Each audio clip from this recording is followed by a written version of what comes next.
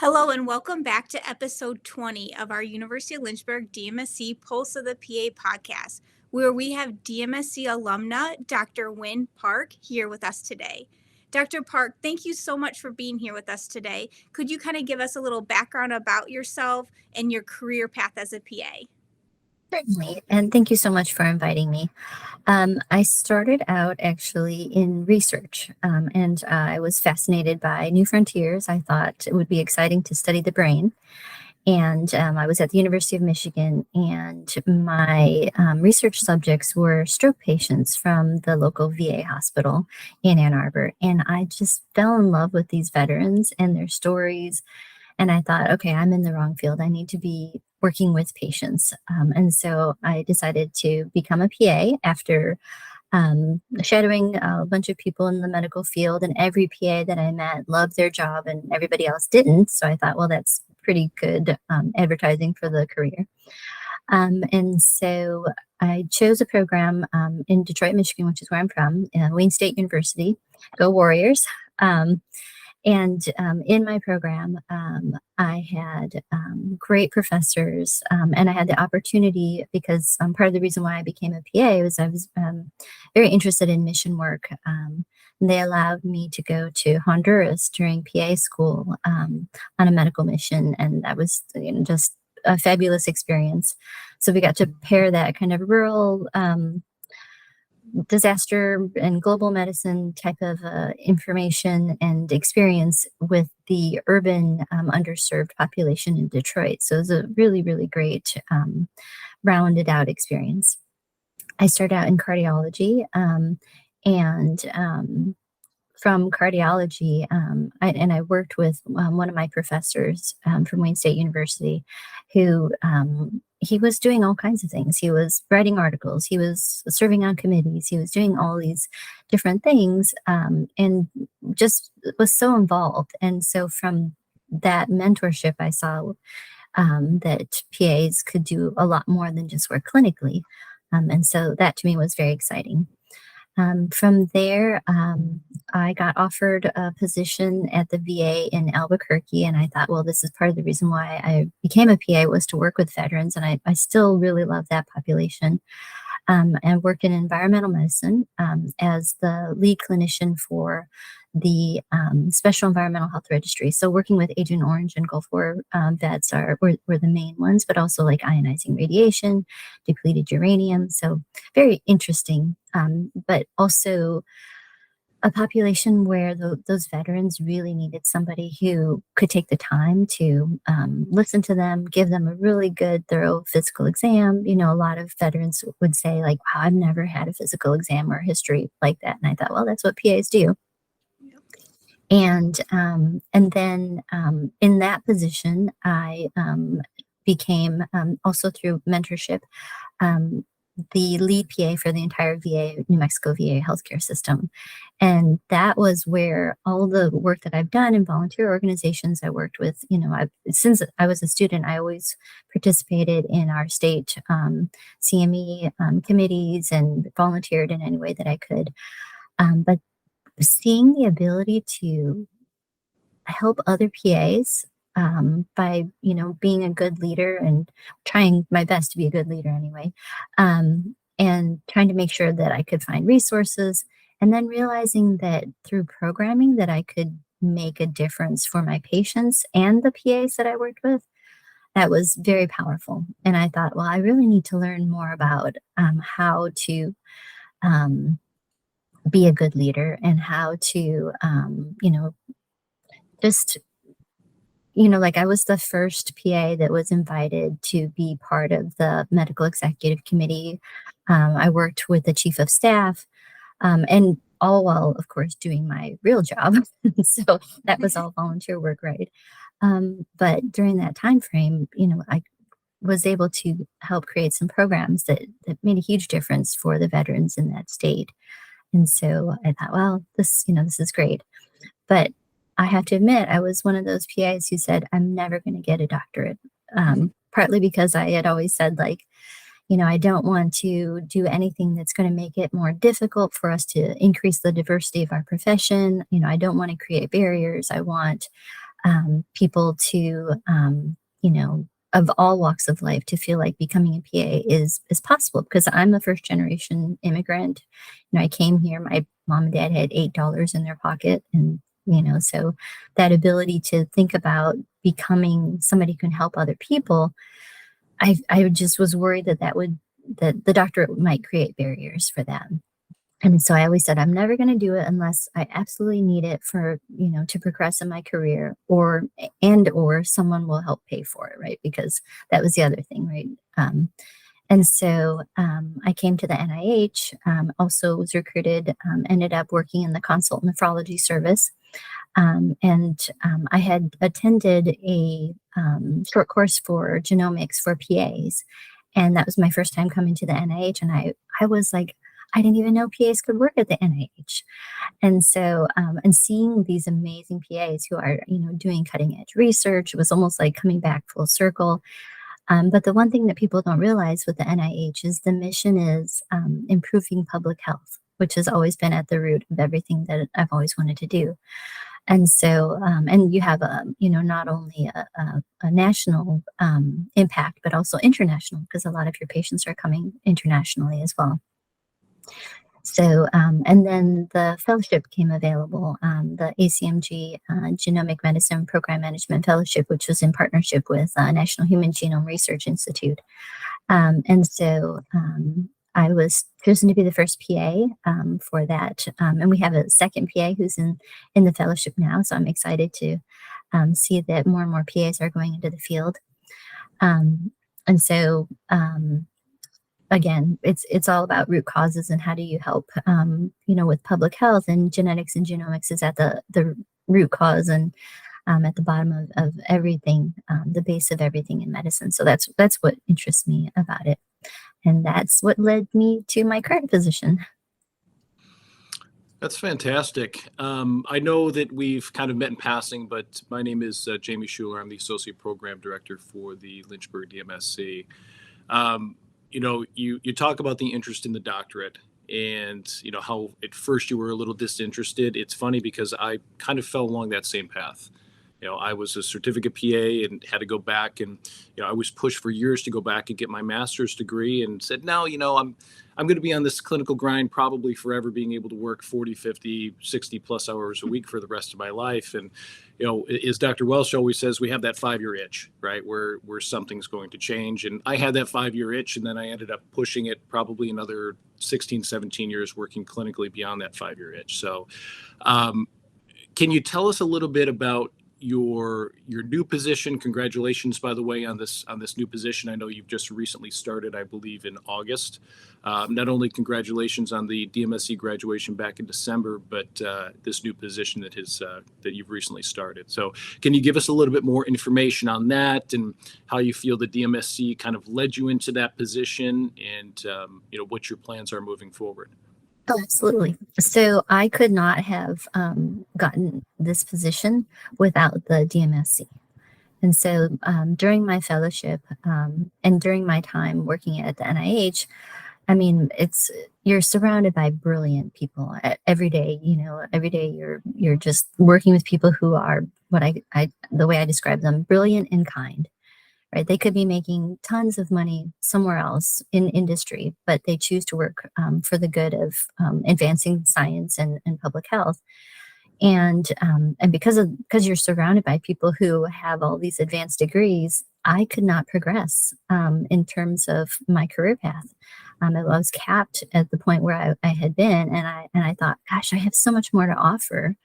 But I'm locked in to where I'm at, because without an advanced degree, I just can't move in these circles.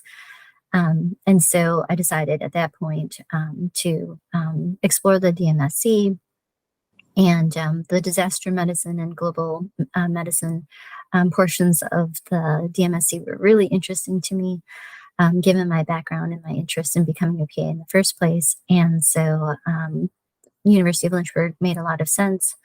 And the fellowship was willing to pay for part of my schooling. So everything kind of all fell into place at that point. And then while I was progressing through the fellowship and finishing up the DMSC, people were like, "When do you sleep?" I'm like, "Well, I go to bed about 11 o'clock or midnight." It wasn't an easy path because I had a lot of like family related issues during the time frame. I myself became ill. And so, one of the great things about the DMSC is how kind everybody is there in the program and how willing they were to work with me to be able to finish everything. And so it just, everything worked out, everything fell into place. And then while I was applying for my position, this position, they were looking for people who had a doctorate level of education. And that's what allowed me to be chosen as the first PA who's been chosen for the All of Us research program. And that just, it kind of, I always say that if you work in a way that ascribes to your personal goals and your mission, you'll never feel burned out. Part of the reason why I could work until 11 midnight is because the classes were fascinating. I was getting the terminology to understand what I had been doing previously in leadership, to say like, oh, okay, this is what I've been doing. I just didn't know the words for it. I didn't, have the background and the training for it. And now I do. And so it was actually, and, a lot of people will say, well, the doctorate, what will you actually learn? Because we get a lot of hours. We have in our PA master's education, the number of hours that we put into it is actually equivalent to a doctorate. And so people say, well, there's no point in it, but I learned a lot. I've actually thought, well, it'd be kind of cool to go back and get a certificate in disaster medicine or one in global medicine. You never know. But I also am a person, I rightly admit that I love school. So I'm a big nerd that way. But anyway, so All of Us is very mission focused. The mission is to enroll 1 million diverse participants into the research program so that we can have an accurate representation of the human genome. Because currently the human genome is not based on a diverse profile at all. It's mainly, or previously, mainly based on European white males. And so we know that that's excluding huge parts of the population. And the way that it's being run is so that it's participant based. So the participants have the freedom to choose what they want to participate in, and the involvement with the participants. I'm just thrilled to be a part of the program. I think that, as I said, mission focus. I got to believe in the mission. If I don't believe in the mission, I'm out. I agree. Yeah. I mean, that sounds fascinating. How exciting for you. So congratulations. I was going to say, you did bring up a very interesting point on the master's programs for PAs and leading into the doctoral programs with how, credit heavy. Obviously, PA programs are the most credit heavy master's programs in the country, at around 100 to 120 credit hours compared to a normal master's degree of about 36 to 40 credit hours. So, essentially at that point, you basically said it that, we've essentially, earned that doctoral degree in credit load alone, but without the degree itself.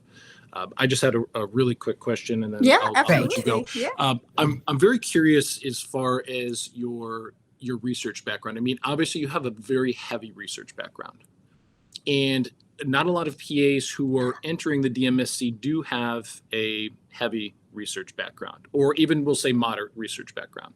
How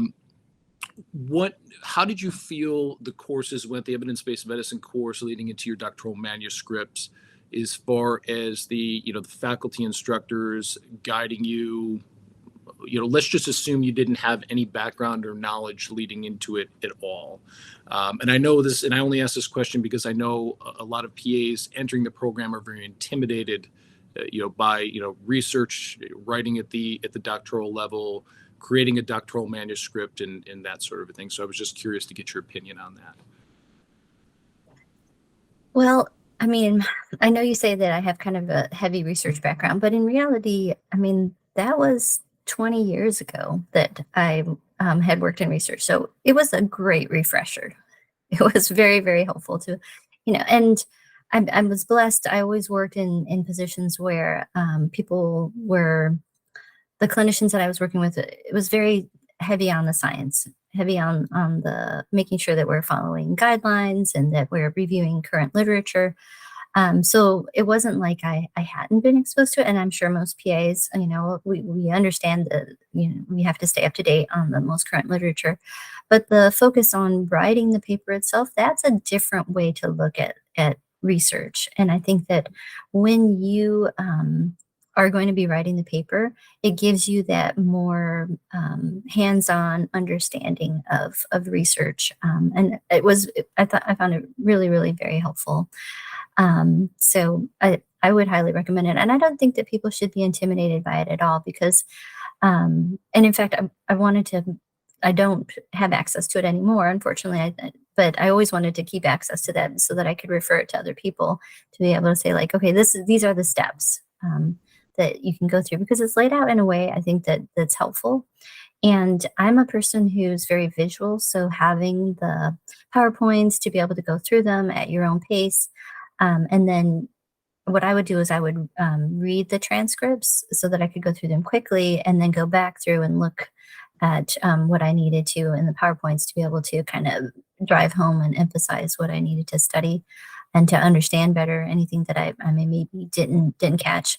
I know that other people are more auditory learners, and so for them, just listening to it probably was sufficient. But and maybe it's just because my brain is old and I needed to, get that reinforcement. But I like the way that it's set up.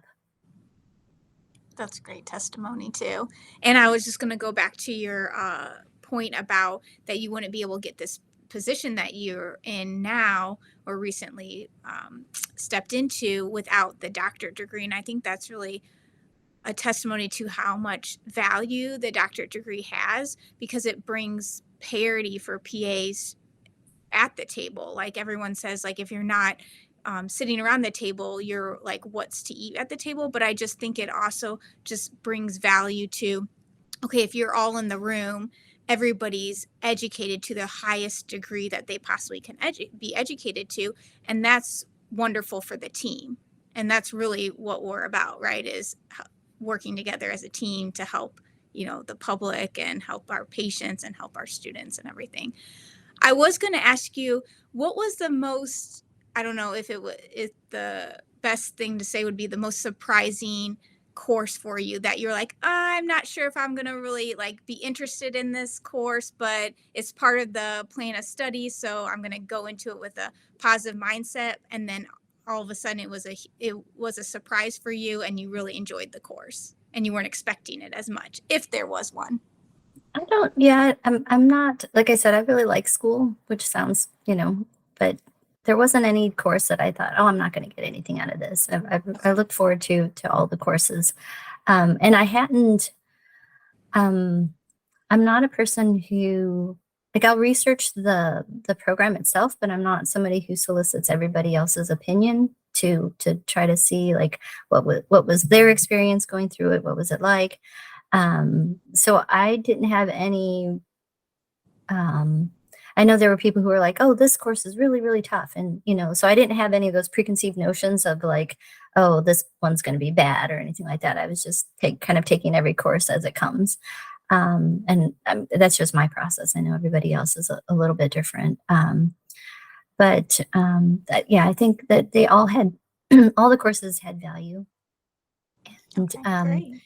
And I know like everybody, there's different tracks. And so, my goal was not to go into education, even though education is an important goal for me. Part of my mission is educating PAs about genetics. But I think that would be probably a valuable one for people. I was very much more interested in the administrative medicine track.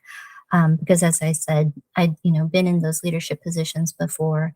I'm the founder and president of the Society of PAs in Genetics and Genomics. And so I thought, this might be helpful for the leadership of that group as well. So that's kind of what I was looking at. Yeah, I mean, it's just kind of tying off to the administrative medicine track, I'm not sure if you know this yet or not, but we're seeing more and more PAs in these, moderate to high level administrative medicine positions that we actually converted the track to a full concentration. So we've added other courses like healthcare management, healthcare business and informatics on top of your, the routine organization, behavior and leadership and healthcare administration. So we launched that in April of this year, and it's going extremely well so far. We're getting a lot of interest. Don't tell me that. That means I'm going to have to go back. You can always come back and get your executive leadership certificate. Could you speak a little bit about the society, or the PA Society of Genetics and Genomics, as the founder of it? Sure. It's Society of PAs in Genetics and Genomics, or SPAG, which for some reason always reminds me of Harry Potter. So I've been, as I said, in the genetics and genomics space for many, many years, always interested in science, always interested in, like what's the next frontier. And I loved genetics in college, but I didn't think that there was a place for PAs in genetics and genomics. And then I was at PAEA. I was faculty at Wayne State University. I was an assistant clinical coordinator. And there was a PA there, Connie Goldgar, who was giving a presentation about genetics for PAs. And I thought, oh my gosh. So I, total fangirl, went up to her after the lecture and I said, I'm really interested in furthering this cause. What do I need to do? Just, I'm volunteering, whatever efforts you need me to do to try to move the needle on this. So she's like, oh, great. Okay. So here are a couple of things you can do. And then she, just hooked me up with all the different organizations. There's an organization called the Inter-Society Coordinating Committee for Professional Education in Genetics. And that's it's called ICCPEG. And I was the first PA to join that. I'm the AAPA representative for that. And so people would ask me like, wow, are there PAs in genetics and genomics? And I thought, well, I'm not sure, but if there needs to be an organization for that. And so, I was trying, it's one of those things, you're busy living life. I'm raising my kids, and you keep waiting around for somebody to set something up and there's nothing happening. And I'm like, okay, well, if I'm the only person who cares about this, then I'm going to set this up and figure out a way to move the needle on this. So because it's all about access to care, right? And so there is a shortage of medical geneticists. There's a shortage of clinicians, both physicians and PAs, in terms of understanding about how genetics impacts on patient care. And so if we could get more PAs who understand it, we could be helping way more patients. You don't have to be working in medical genetics, but understanding that, hey, if I prescribe simvastatin, there are guidelines, genetic guidelines, based on the type of pharmacogenomic variant that my patient might have, which can influence my prescribing. And so the ability to prescribe medications and to take care for your patients in a way that is tailored to them, instead of the one size fits all approach, which is, well, this is the medication I start all my patients on when it comes to hypertension. It doesn't make a lot of sense in this day and age when we have the tools to be able to help our patients in the best way possible. And my treasurer, Wesley, he has been able to change at the clinic where he works. He's been able to increase access to care. Like they went from having a 6-month waiting list. Now they've got 3 PAs there. He was the first one because they saw like, wow, PAs can make a huge difference. We're really great at history and physical exam, which is the bread and butter of genetics. And, we're great working on teams. And that's in genetics, you have to, it's very team-based. You work with the medical geneticist, you work with the lab geneticist, you work with genetic counselors, you work with social workers.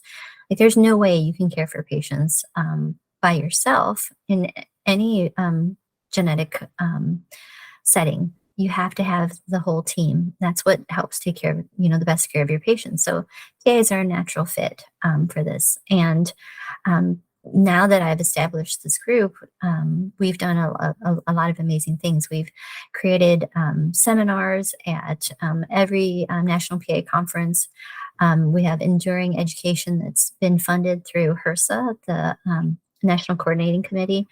And we've participated in a survey to understand, how PAs are working, and that's part of the NCC and HRSA's commitment to workforce. So looking at the genetics workforce. And so I was the one that said, hey, there are PAs who are working in genetics, and we have to capture that work that they're doing because it's valuable. And it's not only, as I said, people who work in genetics, but people who are doing that genetics work in their everyday work. So looking at my psych PAs, a lot of psych PAs are doing pharmacogenetic testing, especially for their children, their pediatric patients, because it helps to guide prescribing. So it's out there, and it's being paid for by insurance and by different, even Medicaid in certain states pays for genetic testing. That's incredible. Just the work that you're doing, getting the HRSA grants, like that just is really inspiring. And I just know it's making an impact on your patients, the community, just really moving our profession as PAs forward too. And just making people aware that PAs work in genetics and genomics too. Mm-hmm. Yeah. I want to make sure that PAs are the most valuable member of every team because, I've heard it described before, and I don't know who I'm stealing it from, but I'm going to claim it, that we're the Swiss Army knives of the medical profession, right? We can pivot. You need a screwdriver? Great. I can be screwy. If you need but it's true. It's whatever we need. We can become, and genetics education can be at the heart of it. And I think that people who can see that, who can feel that, by understanding genetics better, they can help their patients better. I think that helps with burnout as well, to feel like, wow, I'm making a real difference for people. Absolutely. Definitely. Well, we appreciate you taking the time with us. I mean, you are doing amazing things. We're extremely proud to have you as one of our alumni, and very thankful that for all the work you do. You are helping a ton of patients, with your passion, your energy, and your expertise. So we can't thank you enough. Thank you so much for being here with us today, Dr. Park. Thank you for inviting me. I really appreciate it, and hopefully I didn't talk too much. I get very passionate about this. No, this was fantastic. It was.